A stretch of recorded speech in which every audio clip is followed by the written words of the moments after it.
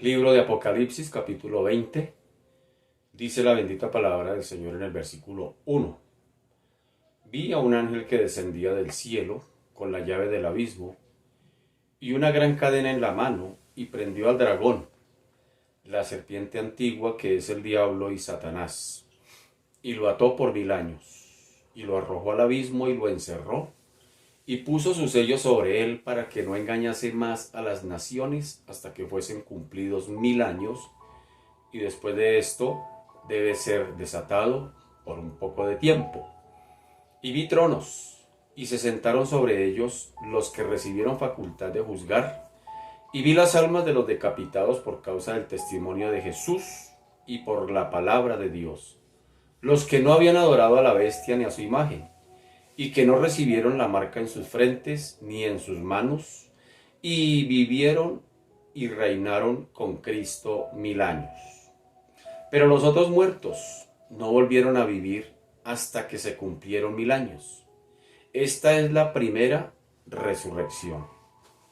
Bienaventurado y santo el que tiene parte en la primera resurrección.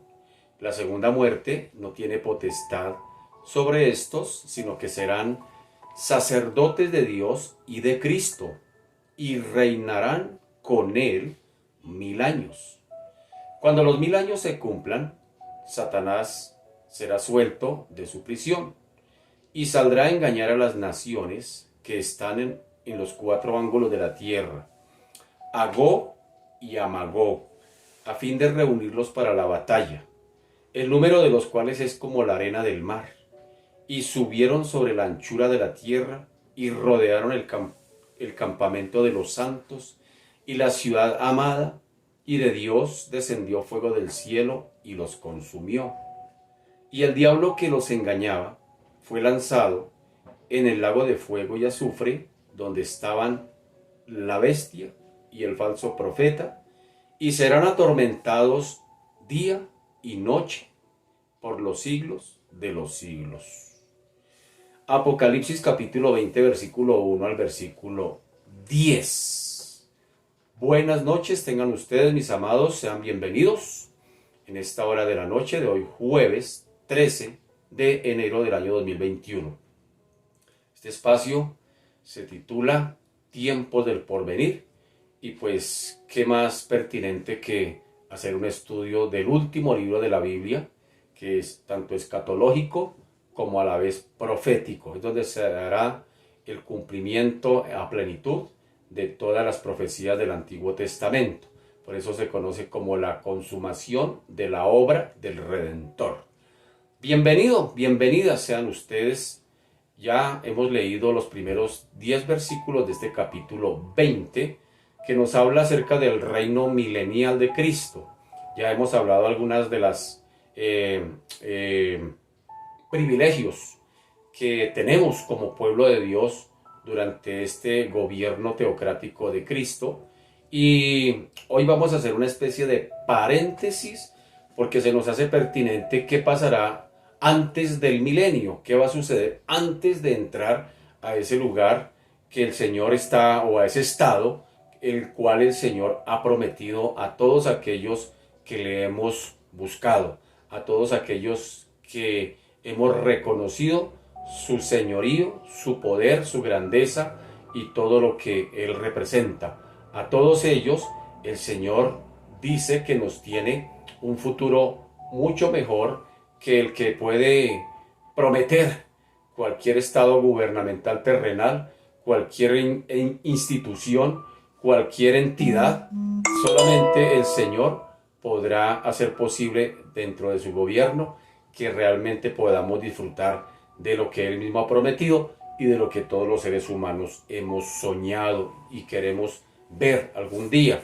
Así rápidamente, algo cronológico. El próximo evento que tendrá que darse será el arrebatamiento de la iglesia. Es decir, el próximo evento importante tendrá que ser la iglesia sacada de esta tierra, de esta temporalidad. Y a renglón seguido pues aparecerá el anticristo, vendrá el evento de la gran tribulación, que hace parte de la semana 70 de Daniel, o la última semana de años, de 7 años, donde vendrán pues los juicios de Dios. Posteriormente a eso vendrá ya, como se conoce, la segunda venida del Señor.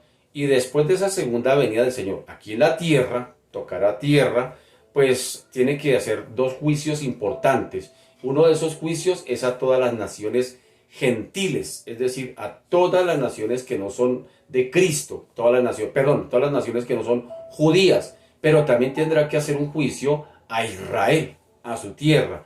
Entonces, en eso es lo que vamos a invertir estos minutos para hablar de esos juicios. Posteriormente, ahí, después de esos juicios, pues dará apertura a ese reino milenial y posteriormente al reino milenial antes del milenio, o mejor, iniciando el milenio, pues a Satanás tendrá que ser atado por esos 1000 años. Pero una vez que se termine ese periodo de 1000 años, tendrá que ser suelto nuevamente. Ya hemos dicho varias veces que el Señor lo hace con el fin de mostrarnos y de demostrarnos como seres humanos que el problema no era tanto de Satanás, que el problema está dentro del corazón y de la psiquis humana. Allá es donde está el verdadero problema. Entonces, también se nos quiere mostrar que a pesar de un estado propicio para vivir como seres humanos en el ambiente, en todo lo que nos rodea, el ambiente propicio para un bienestar a los seres humanos, también se nos asegura que eso no es garantía de que los seres humanos busquen del Señor a pesar del ambiente estar propicio. Hay quienes dicen, bueno, si Dios me da un mejor estilo de vida, le buscaré. Si Dios me da lo que quiero, le buscaré. Y aún así, eso no es garantía de que la gente realmente le vaya a buscar. Y eso va a quedar demostrado al final del milenio. Porque después de 1000 años de un ambiente propicio, cuando Satanás sea una vez, nuevamente libre, soltado, pues mucha gente va a correr otra vez detrás de Satanás, así dándonos a entender que por un lado el problema no era de Satanás, porque Satanás estaba atado durante los 1000 años y seguían los problemas, y sin embargo después del milenio Satanás volverá a hacerse desatado, y ahí el hombre va a mostrar su verdadero carácter, es decir, su apatía acerca de Dios, acerca de buscar de Dios. Por eso el Señor dice por allá, o el apóstol Pablo en Romanos capítulo 3 dice, no hay quien entienda, no hay quien busque a Dios, todos se hicieron inútiles, a una se hicieron inútiles, no hay quien entienda, no hay quien busque a Dios, no hay ni siquiera uno. Así que vea qué interesante que si fuera por nosotros, realmente nosotros pues no buscaríamos mucho al Señor. Entonces todo eso va a quedar demostrado al final del milenio, y una vez termine el tiempo milenial, pues vendrá ahora sí el paso hacia esa eternidad que tanto soñamos y que tanto nos ha prometido el Señor, para todo aquel que no crea en Él, no se pierda, sino que tenga vida eterna. Entonces, hoy vamos a hablar acerca de este pasaje que hemos leído. Pues cronológicamente tendrá que suceder muchas cosas después de la segunda venida de Cristo, como ya lo he explicado.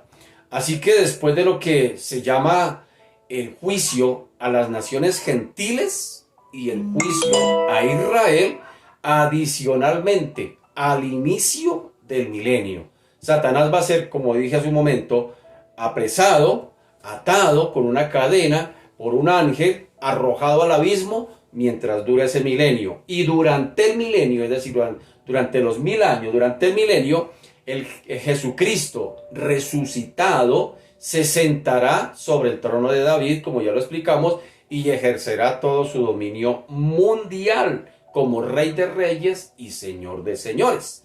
Así que ya hablamos de que los santos del Antiguo Testamento, los santos del Nuevo Testamento y los santos de la tribulación, pues estarán con cuerpos resucitados y glorificados, allá cogobernando con Jesucristo como reyes y sacerdotes. Así que entonces tenemos un reino sobre la tierra que dura 1000 años, y que tenemos también un rey que es Jesucristo, y tenemos una gran cantidad de reyes y de sacerdotes, y que somos nosotros los santos resucitados de los tiempos hasta el final, o durante todos los tiempos hasta el final de la gran tribulación. Apocalipsis capítulo 5 versículo 10 dice, y nos ha hecho y nos ha hecho para nuestro Dios reyes y sacerdotes y reinaremos sobre la tierra. ¿Dónde? Sobre la tierra. Así que lo que nos faltaba o nos falta saber entonces es quiénes entonces serán los, digámoslo así, los súbditos durante ese reino milenial. Bueno, pues para saberlo tendríamos que ir a lo que dice el profeta Joel. ¿Qué dijo el profeta Joel acerca de quiénes van a ser los súbditos? Si usted y yo vamos a ser rey y sacerdotes, ¿sobre quién vamos a gobernar? ¿O a quién vamos a gobernar con Cristo? Porque si vamos a reinar con Cristo y en un reino, pues hay un rey, pero también hay súbditos, hay gobierno y hay gobernados. Entonces, ¿quiénes irán a ser los gobernados? ¿Sobre quién usted y yo como iglesia iremos a ejercer ese reino milenial? Buena pregunta. Joel 3 nos dice, en el versículo 1 y 2 dice, porque he aquí, en aquellos días y en aquel tiempo en que haré volver la cautividad de Judá y de Jerusalén, reuniré a todas las naciones y las haré descender al valle de Josafat, y allí entraré en juicio con ellas, a causa de mi pueblo y de Israel mi heredad, a quien ellas esparcieron entre las naciones y repartieron mi tierra. Y ya en el Nuevo Testamento, palabras de Jesús en el Sermón del Olivete, se conoce así el capítulo 24-25, se conoce como el Sermón del Olivete porque fue dado en el Monte de los Olivos. El Señor dice, en Mateo 25-31, dice, cuando el Hijo del Hombre venga en su gloria y todos los santos ángeles con él, entonces se sentará en su trono de gloria.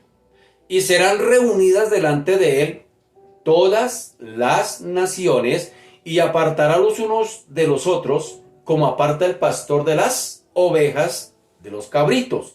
Y pondrá las ovejas a su derecha y los cabritos a su izquierda. Entonces el rey dirá a los de su derecha, venid benditos de mi Padre, heredad el reino preparado para vosotros desde la fundación del mundo. Entonces dirá también a los de la izquierda, apartaos de mí, malditos, al fuego eterno preparado para el diablo y sus ángeles. Así que esto es lo que se conoce como el juicio aquí, empecemos, a las naciones gentiles.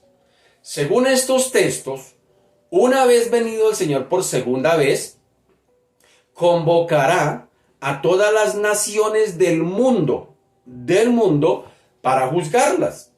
¿Y dónde será el lugar del juicio? Es la pregunta. ¿Dónde irá a ser el lugar? Pues el juicio de las naciones tiene lugar después de la segunda venida, y por lo que evidentemente vemos ocurrirá en la tierra, porque es en la tierra donde Cristo habrá venido. Es aquí en la tierra donde Cristo habrá puesto sus pies en la segunda venida. El profeta Joel declaró específicamente que las naciones se reunirían para el juicio en el valle de Josafat.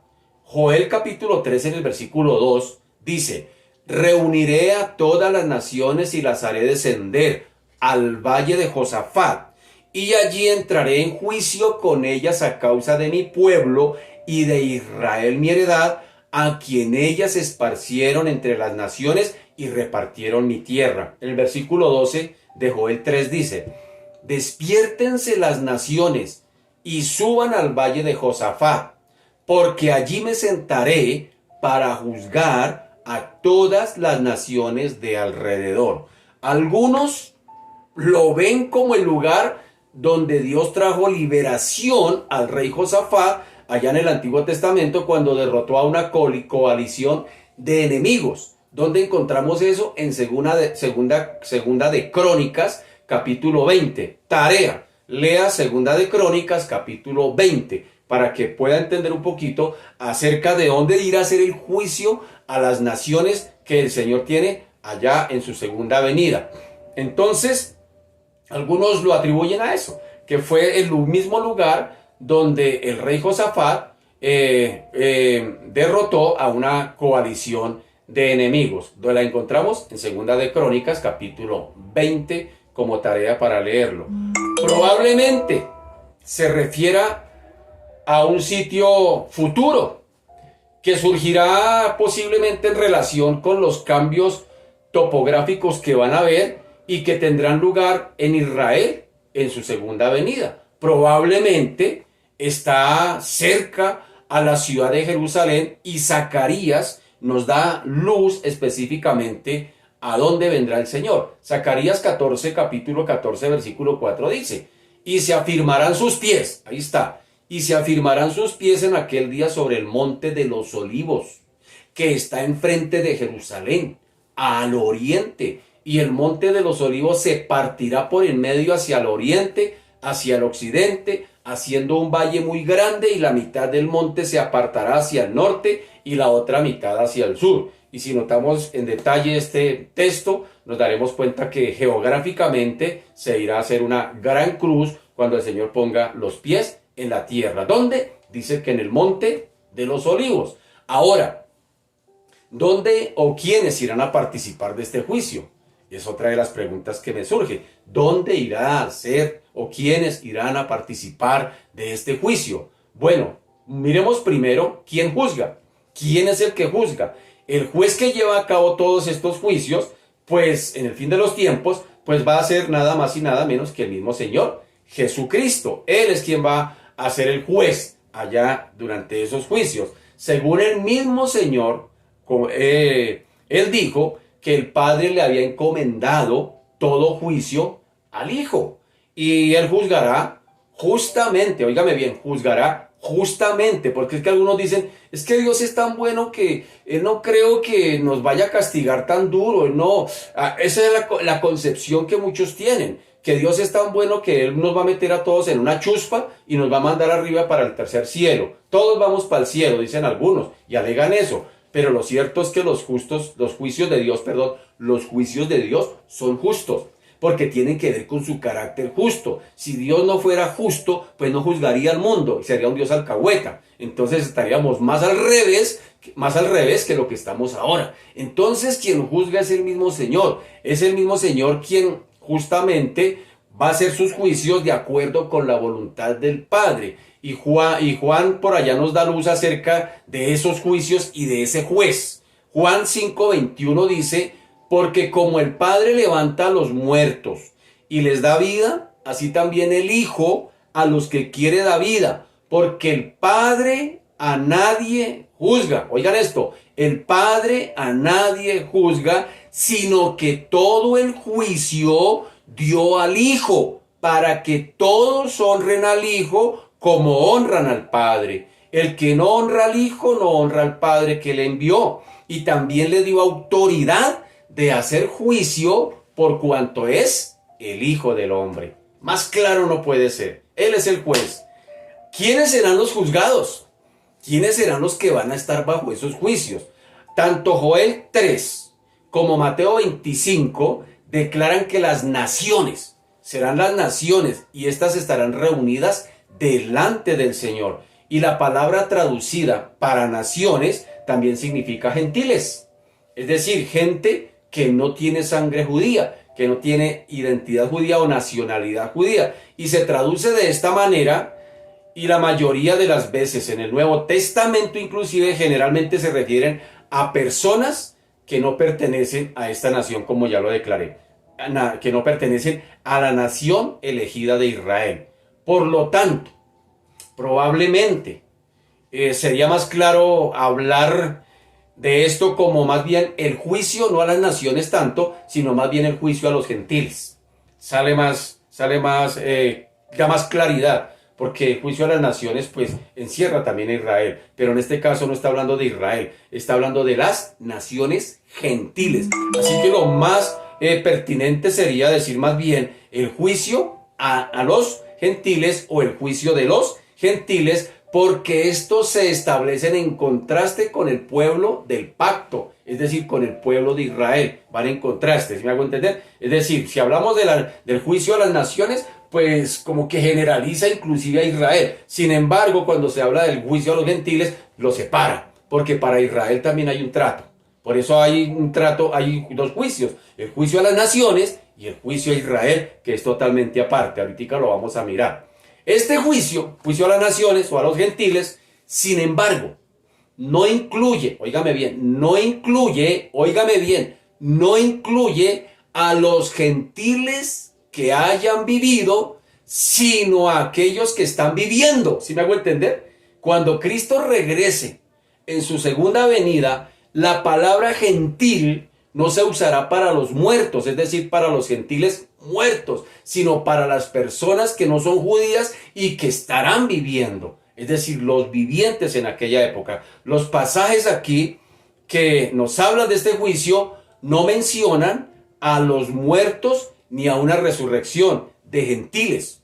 No está hablando para pasarlos al milenio, es decir, aquellos que rechazaron a Cristo, porque para ellos viene otro trato mucho después del milenio, que se conoce como la segunda resurrección o la muerte o la segunda muerte. Así que los gentiles que están vivos, vivitos en la segunda venida, serán juzgados por las obras que realizan inmediatamente después del regreso de Cristo.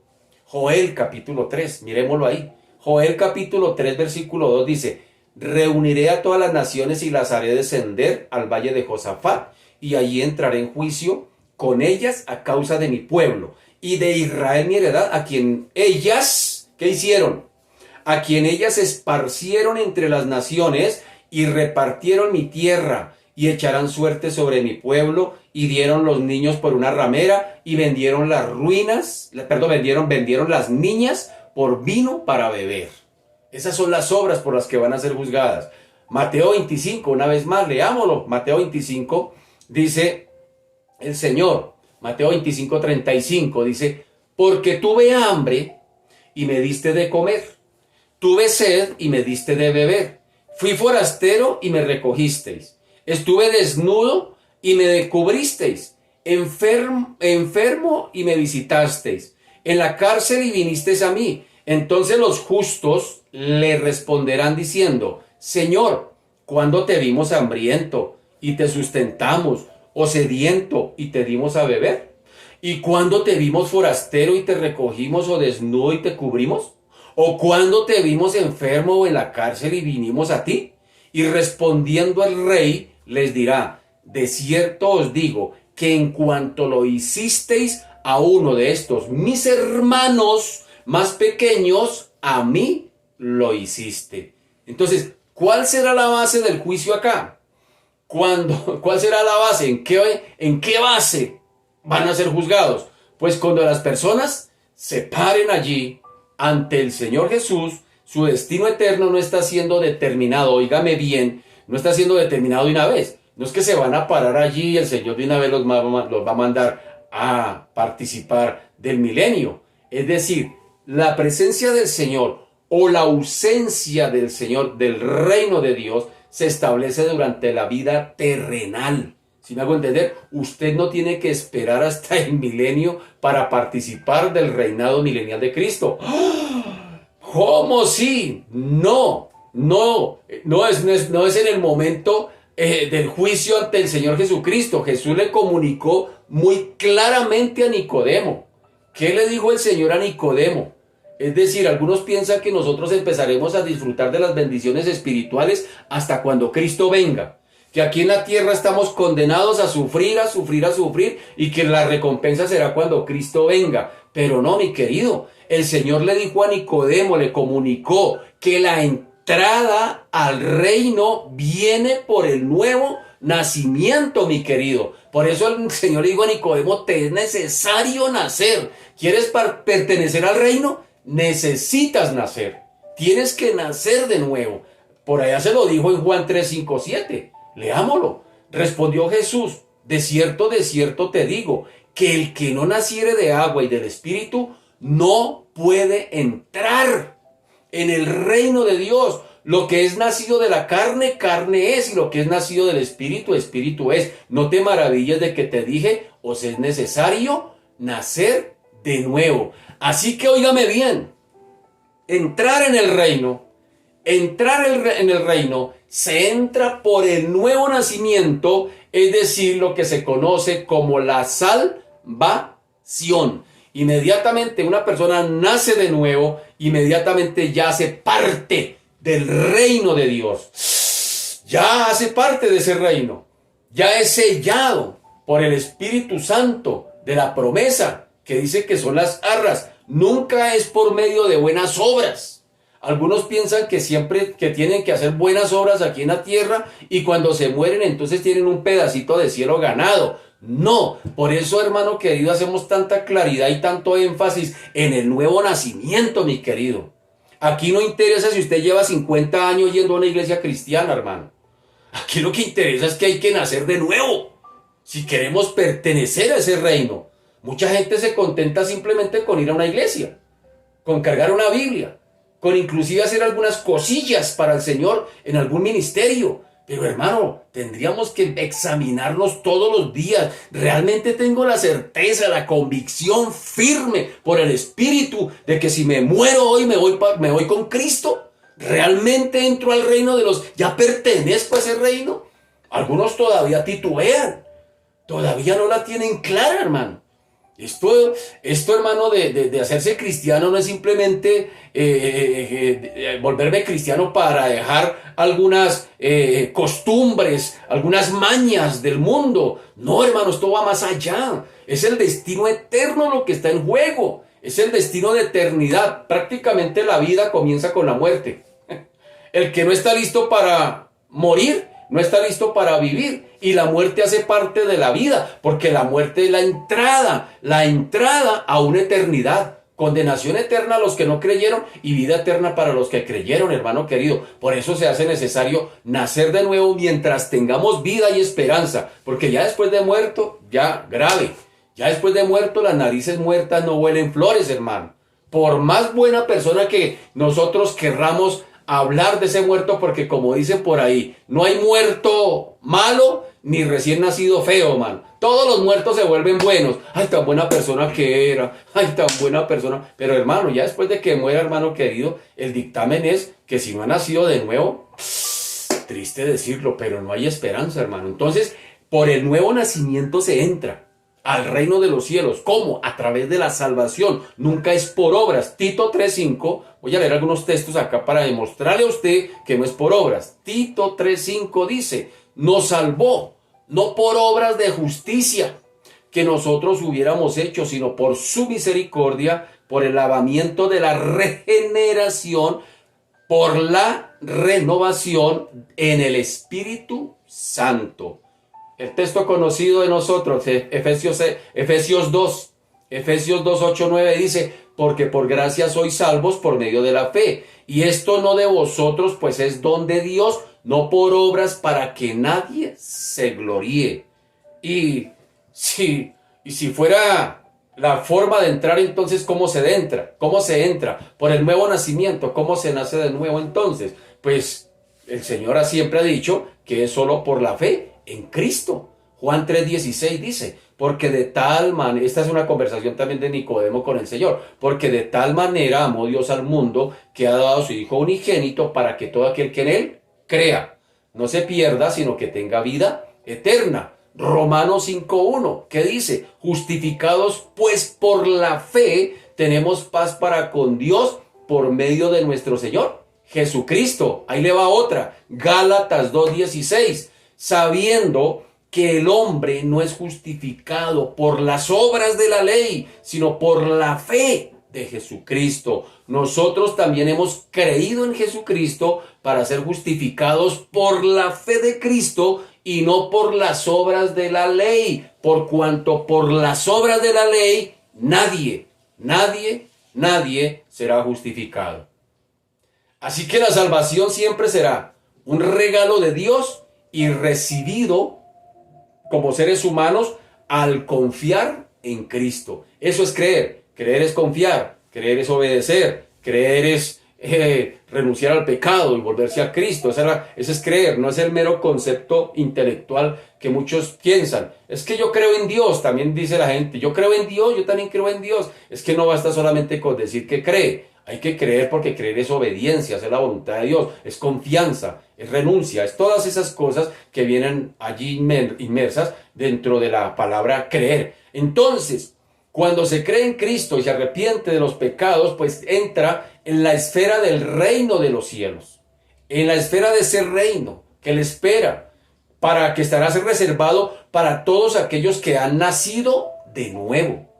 No para, por allá el Señor mismo, inclusive en algún momento Él dice, algunos me dirán, Señor, Señor, Señor, Señor, y yo les voy a declarar quiénes son ustedes, porque van a decir, en tu nombre hicimos milagros, en tu nombre echamos fuera demonios, en tu nombre nos ganamos a Japón para Cristo, en tu nombre levantamos 50 templos, en tu nombre hicimos cosas. Y el Señor dice, ¿y ustedes quiénes son? Yo no los conozco, hacedores de maldad, porque yo conozco los que son míos, nadie los arrebatará de mi mano, y todo aquel que yo recibo por hijo lo disciplino, porque si lo dejo sin disciplina, entonces no lo tengo por hijo, sino lo tengo por abortivo. Es decir, el Señor, hermano, sabe quiénes son, hermano.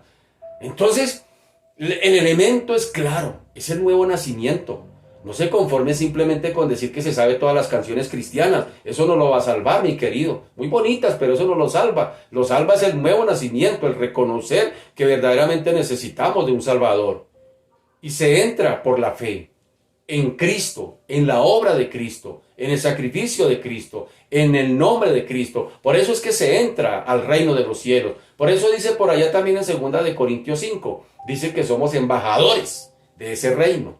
Es decir, un embajador hacia otro país no va a otro país sin tener la identidad del país que lo envía. Tiene que tener ya la identidad y la identificación del país que lo está enviando. Igualmente sucede con el reino de los cielos. Nosotros estamos aquí en esta tierra. Dice la Escritura que nuestro terruño no es acá, sino que somos peregrinos extranjeros, que nuestra ciudadanía está ¿dónde? En el reino de los cielos, mi querido. ¿Cómo se entra? Una vez más, a través del nuevo nacimiento. La salvación siempre será un regalo, mi querido. No podemos hacer nada para obtenerla. Es un regalo de Dios. ¿Y un regalo qué hace? ¿Usted paga por los regalos? No, uno lo recibe. ¿Qué es lo que hace? Recibirlo. Cuando a mí me van a regalar algo, yo creo que la persona que me lo está regalando, pues creo que me lo va a regalar, por eso se lo recibo. Entonces eso es también lo mismo, recibir el regalo de la salvación, confiando en Cristo. Así que durante los 7 años de la tribulación, todos en esta tierra, óigame bien, todos en esta tierra escucharán la verdad del Evangelio de Cristo. Todos. Mateo 24 hace parte del sermón del Olivete, y el Señor dice en Mateo 24:14, y será predicado este Evangelio del reino en todo el mundo para testimonio a todas las naciones, y entonces vendrá el fin. No va a haber excusa. Nadie puede decir, es que yo no lo sabía, a mí nadie me lo predicó, yo no sabía que había un Dios. ¿Cómo sí? Yo no sabía, hermano. Allá al Señor no le podemos salir con excusas. Aunque los 144,000 de allá de Apocalipsis probablemente tomarán la iniciativa de proclamar el mensaje del Evangelio, millones de creyentes también darán testimonio de su fe en Cristo. Mucha gente se va a convertir durante el milenio. Apocalipsis capítulo 7 dice, el versículo 9, después de esto miré y he aquí una gran multitud, la cual nadie podía contar, de todas las naciones y tribus y pueblos y lenguas que estaban delante del trono y en la presencia del Cordero, vestidos de ropas blancas y con palmas en las manos, y clamaban a gran voz diciendo, la salvación pertenece a nuestro Dios que está sentado en el trono y al Cordero. ¿Quiénes estarán hablando allí? Los que se van a convertir durante el periodo de la gran tribulación. Ellos son los que van a decir eso. Ellos son los que dicen que es una gran multitud que no se puede ni contar. Imagínense. Por eso algunos dirán o algunos piensan que en la tribulación se va a convertir más gente que la que se ha convertido en estos 2000 años de historia de la iglesia.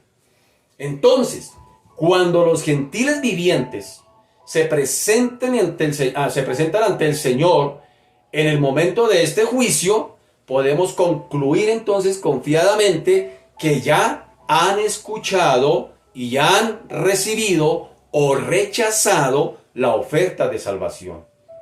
El Señor nunca impartirá un juicio sin antes haber dado una advertencia. Eso sí, téngalo usted claro.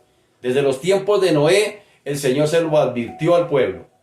El Señor siempre que lanza un juicio, primero vienen advertencias, primero el Señor advierte. Eso tiene que ver con el carácter de un Dios justo, para que después el ser humano no salga con excusas, que fue que no tuvo la oportunidad de escoger, de elegir por Cristo. Así que la condición espiritual, óigame bien, la condición espiritual interna de los gentiles se revela externamente por la forma en que tratarán al pueblo de Israel durante el periodo de la gran tribulación.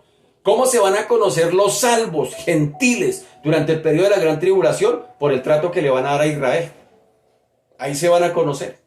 Esta es una prueba válida de la verdadera rectitud debido a esa intensa persecución que va a haber durante el periodo de la gran tribulación, que Israel va a sufrir durante la segunda mitad de ese periodo.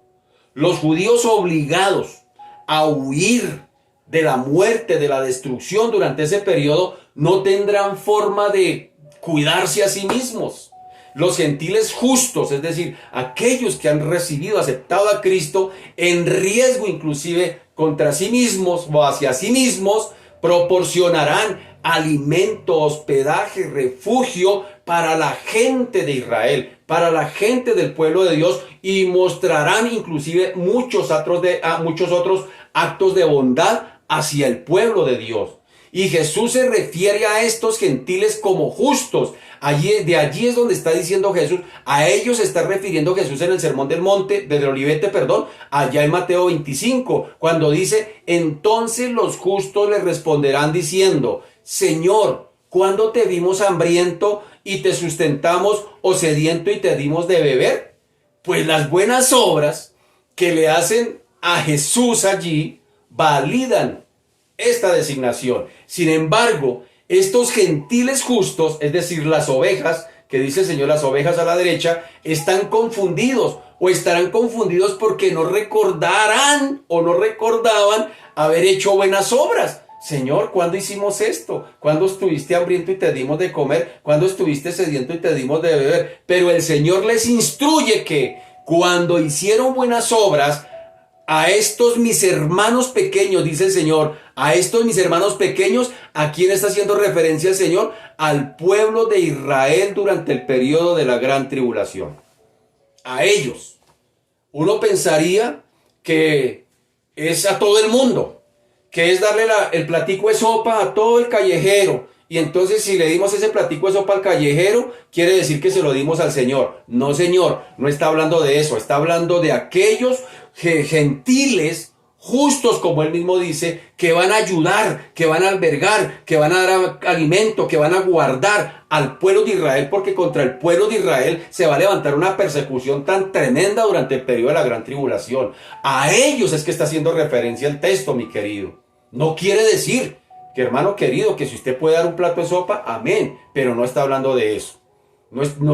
No crea que usted, si le dio un plato de sopa al mendigo, entonces ya el Señor dijo, como lo hiciste a él, me lo está haciendo conmigo. No está haciendo él. Aunque tenemos que hacer esas obras, por supuesto que sí tenemos que hacerlas, pero el texto no está hablando de eso. Entonces, las buenas obras que le hagan al Señor serán validadas allí. Así que el Señor tiene que decirles. El Señor les dice en Mateo 25:40, de cierto os digo que en cuanto lo hicisteis a uno de estos mis hermanos más pequeños. ¿Cuáles son los hermanos más pequeños que dice el Señor acá? El pueblo de Israel. A mí lo hicisteis. Ahí es donde lo está hablando el Señor. Los hermanos de Jesús, de los que está hablando, no son una referencia a la humanidad en general, como ya lo dije hace un momento, sino a los judíos que son verdaderos creyentes y los objetos de la persecución allá satánica durante el periodo de la gran tribulación. Los gentiles justos serán bienvenidos en este reino milenial por el Rey. Son justos porque fueron salvos por gracia, pero expresaron su justicia a través de su cuidado por los hermanos de Jesús durante esos terribles días. De la misma manera, las obras de los injustos, es decir, los de la izquierda, los cabritos, revelan su verdadera condición espiritual. Su incredulidad del mensaje al evangelio se ve por por antisemitismo. ¿Qué quiere decir eso? Por su persecución, su odio contra Israel. Así que Jesús también los acusará a su negativa de dar ayuda, de prestar atención y asistencia a sus hermanos pequeñitos, como él lo dice. ¿Durante cuál periodo? Durante el periodo de la gran tribulación. Mateo 25:45 lo dice el Señor. Entonces le responderá diciendo: de cierto os digo que en cuanto no lo hiciste a uno de estos más pequeños, es decir, de Israel, tampoco a mí lo hiciste. Así que su tratamiento negativo de los hermanos de Jesús es una prueba de que no son justos. Y por lo tanto, deben ser excluidos de la entrada en el reino milenial. Así que, ¿cuál será entonces el propósito de este juicio? Demostrar definitivamente el carácter de Dios. El hombre debe finalmente ver que Dios es Dios. Así es sencillo. Ver que Dios y reconocer que Dios es quien dice que es. Los juicios registrados en las Escrituras pues revelan que todas las criaturas eventualmente se doblegarán, aceptarán su lugar legítimo de sumisión a su Dios y a su Creador. Por allá Filipenses capítulo 2 nos da más claridad. Dice Filipenses capítulo 2, por lo cual Dios también le exaltó hasta lo sumo y le dio un nombre, que es sobre todo nombre, para que en ese nombre de Jesús se doble toda rodilla de los que están en los cielos, en la tierra y debajo de la tierra, y toda lengua confiese que Jesucristo es el Señor, para la gloria de Dios Padre. Toda lengua le confesará, hermano querido. Puede que usted se esté riendo ahorita, diga, eso yo no creo en eso, pero tarde que temprano, hermano, tendrás que confesar el nombre de Jesús, y su rodilla tendrá que doblarse ante Él. Él es el Rey de Reyes. Así que cuando se completen los juicios, pues ninguna criatura desafiará o hablará contra el carácter de Dios. ¡Qué tremendo! El juicio de los gentiles contribuirá a ese fin. Ese es el fin y el propósito, de que toda rodilla y toda boca, toda garganta confiese, reconozca el señorío de Cristo. Ahora, ¿cuál es el otro propósito de esto? De los juicios, del juicio, estoy hablando del juicio a los gentiles. ¿Cuál será el otro propósito? Otorgar la entrada a los justos. Los gentiles justos serán bienvenidos al reino de Jesús. El Mesías, cuando les dice allí que heredad el reino. Miren lo que les dice en Mateo 25:34. Entonces el rey dirá a los de su derecha: venid, benditos de mi Padre, heredad el reino preparado para vosotros desde la fundación del mundo. ¿Hablando de quién? De los gentiles justos, de los gentiles que se convertirán allí durante el periodo de la gran tribulación. Para ellos es ese juicio. Todos los que los coja vivo la segunda venida del Señor, para ellos es ese juicio. Pero ¿quiénes? ¿Quiénes entrarán?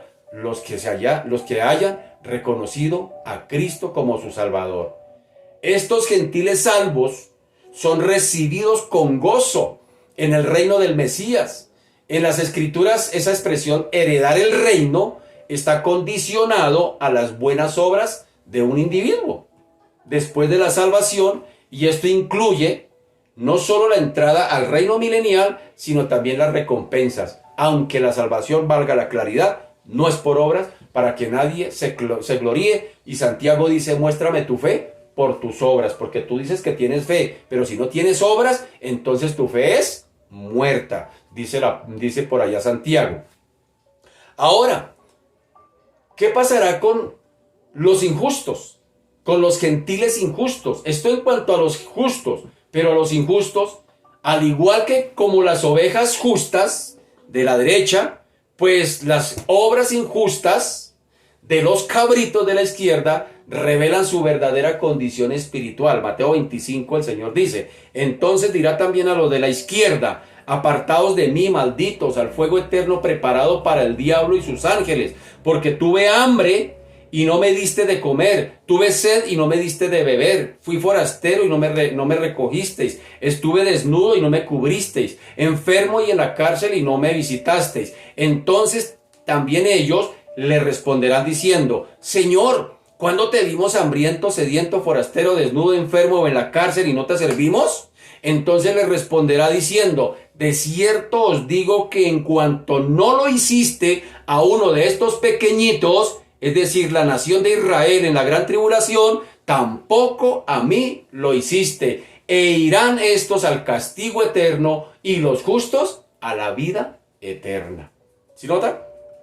Se les niega la entrada al glorioso reino del Mesías y se les envía el castigo eterno. Estos entrarán en un castigo de duración sin fin, el fuego eterno que se ha hecho para Satanás y sus ángeles. 25:41 de Mateo.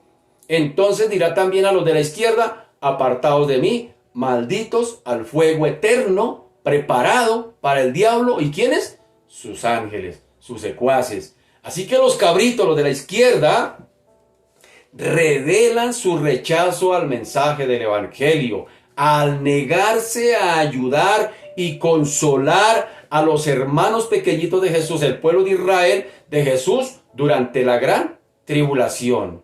Son los responsables de causar más bien esa gran angustia a los judíos cuando los expulsaron de su tierra, dividen la tierra y esclavizan a su gente. En el juicio, estos gentiles injustos tendrán que doblar la rodilla delante del Señor, a quien rechazaron y a quien trataron con menosprecio. ¿Sí? Te lo dije hace un momento, tendrán que hacerlo. Ahora, ese es el juicio para los justos y los injustos de los gentiles. El juicio a Israel.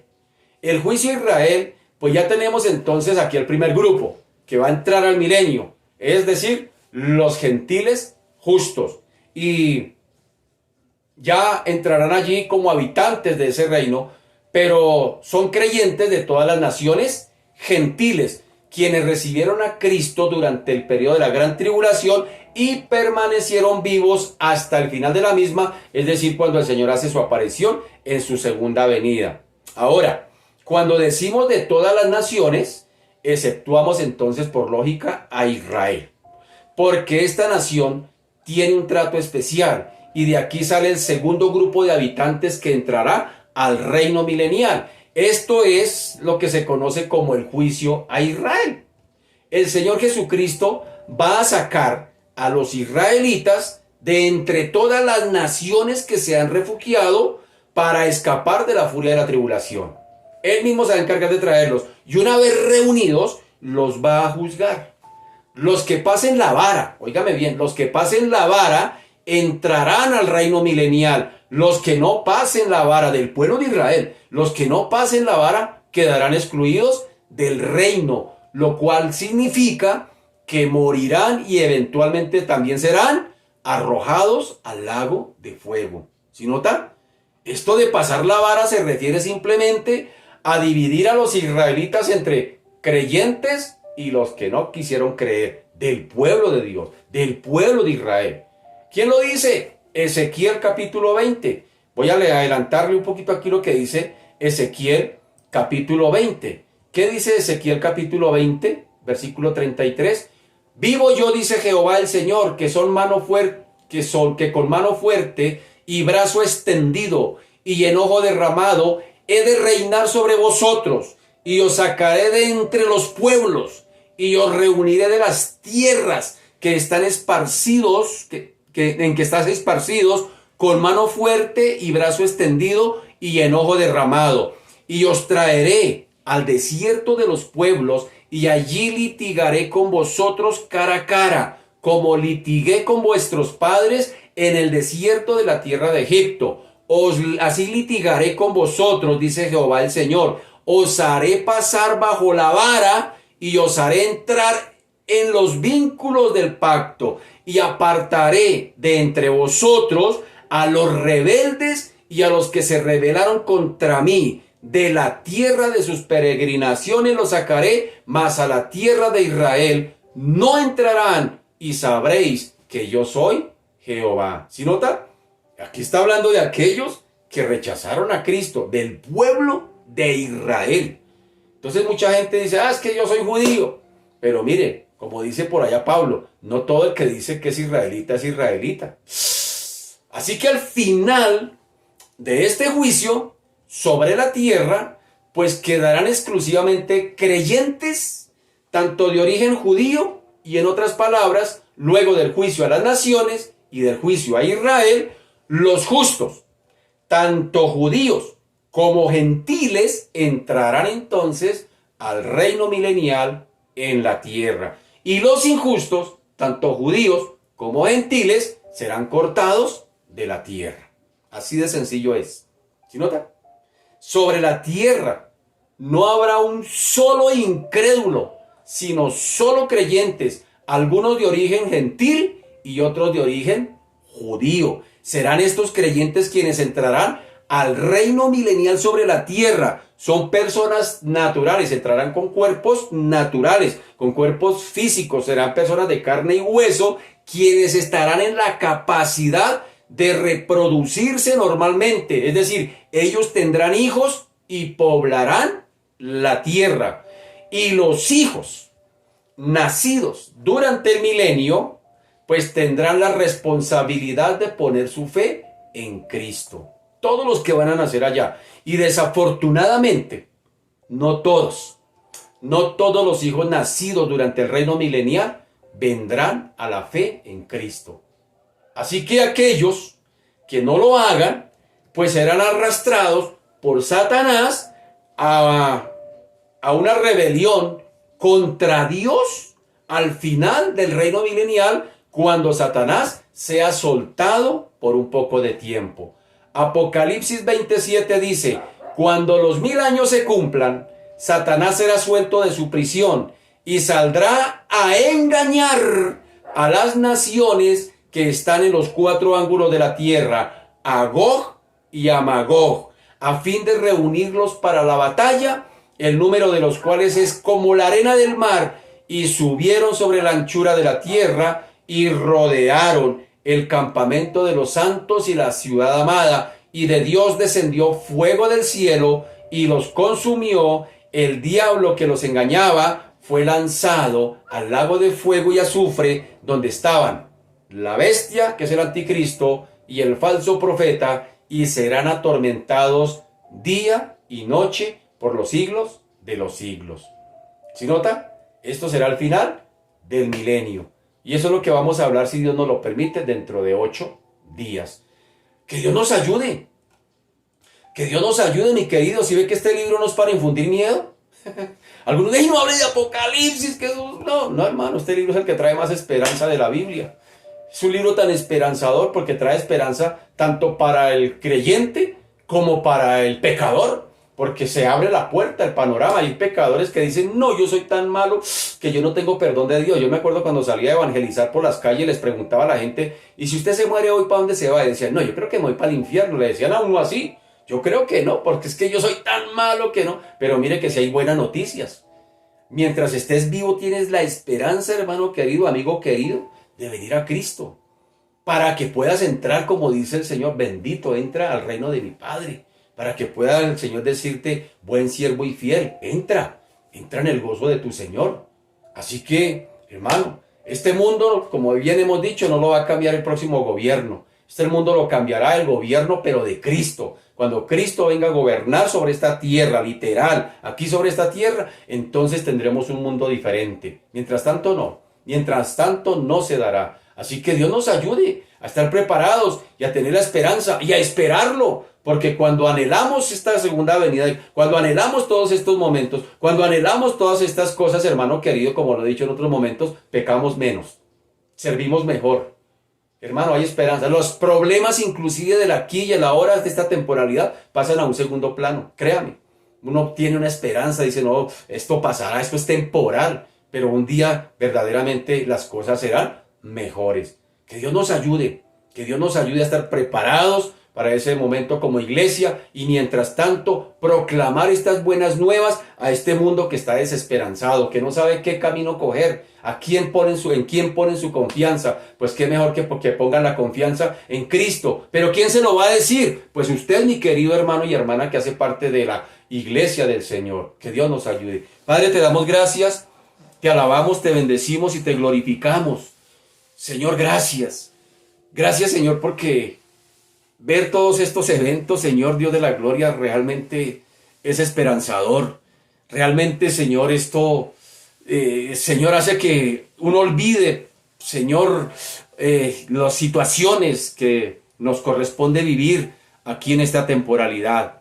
Señor Dios de la gloria, ayúdanos a anhelarlo, ayúdanos a esperarlo. Ayúdanos a prepararnos para cuando llegue ese momento de poder partir contigo y cuando podamos venir a reinar contigo, Señor, en este reino milenial.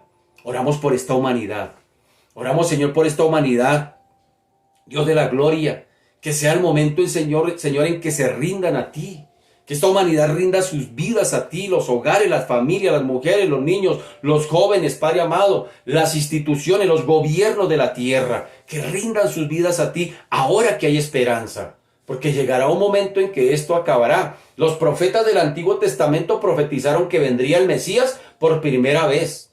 Y se cumplió. Jesús vino hace 2022 años, bendito Señor. Y Él dijo que volvería otra vez. Y volverá. Y si Él lo dijo, volverá. Bendito Señor, Dios de la gloria. Por eso ayúdanos, Señor, Dios de los cielos, a estar preparados, a estar, bendito Señor, haciendo lo que corresponde, a darle buenas noticias a aquellos que tenemos a nuestro lado, que nos vemos caritristes, que nos vemos sin esperanza, que nos vemos apagados. Señor de la gloria, a decirle, ven que si hay esperanza, ven que si hay un tiempo mejor, ven, pero necesitas nacer de nuevo, como se lo dijo Jesús a Nicodemo, para que puedas pertenecer a ese tiempo futuro glorioso que el Señor ha prometido a todos los que le aman. Bendito Señor, gracias. Te bendecimos, te glorificamos y te damos a ti toda la gloria, Señor. Bendito y alabado sea tu nombre, en el nombre poderoso de Jesús. Amén y amén. Bien, mis amados, muchas gracias por su fina sintonía. Que el Señor nos ayude, que esto te motive, mi hermano querido, para este 2022, decir, sí, voy a servirle al Señor con todo el ímpetu, con toda la fuerza, con todo lo que el Señor me ha permitido hacer. Que este sea el año, hermano, donde usted se disponga a las manos del Señor para que sea instrumento de la gracia del Señor para beneficiar y bendecir a otros. Que Dios te ayude, que Dios nos ayude. Que descansen, mis amados, una feliz noche. Bendiciones para todos. Chao, mis amados.